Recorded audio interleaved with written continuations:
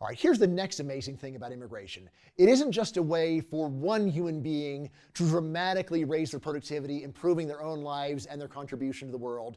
It is a way for humanity to raise the total production of humanity by an enormous amount. There's a famous paper by economist Michael Clemens, subtitled "Trillion Dollar Bills on the Sidewalk." The theme of this article is that if you would just let people move to work in whatever country where they're most productive, the total wealth of humanity would dramatically rise. A good estimate is something like a doubling.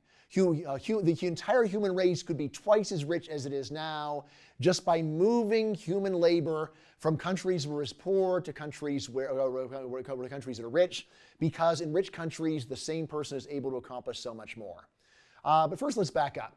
Trillion-dollar bills on the sidewalk. This is actually an allusion to an old economist joke. The joke is an economist walks by and sees a $20 bill on the sidewalk, and what does he do? And the answer, of course, is he says, well, I'm not going to bother to pick it up because if there really was a $20 bill on the sidewalk, somebody would have picked it up already. Therefore, it doesn't exist. All right, now, that is an overstatement, but it does capture a deep truth.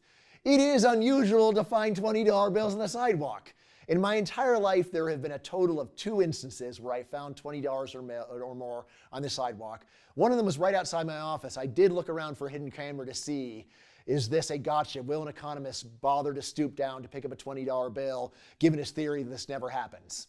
All right, anyway, so it is extremely unusual to pick up a $20 bill on the sidewalk because it's true. If it were there, someone would very quickly come along and pick it up.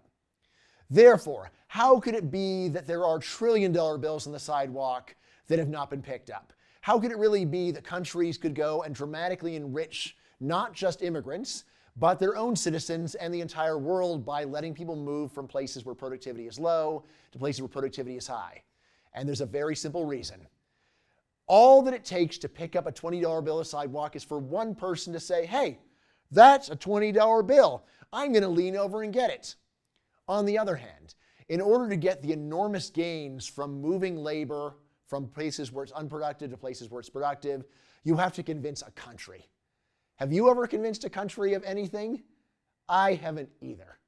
That's the problem. The problem is, in order to get these enormous benefits from immigration, what we need to do is persuade some country to start looking at immigrants as an opportunity.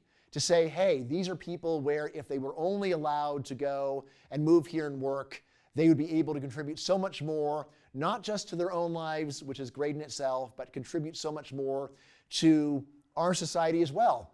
Because remember, when an immigrant comes to your country and opens up a restaurant, who is going to eat that food? Large majority of those people will be people that are already in your country. If they go and build homes, who's going to live in those homes? People in their country. If they go and take care of kids or fix computers or do plumbing, these are all benefits that are provided to the people that are already in your country. And as I love to say, the secret of mass consumption is mass production. The way countries get rich and have a good life is by having production be high, and letting immigrants come to your country is an amazing way of doing that.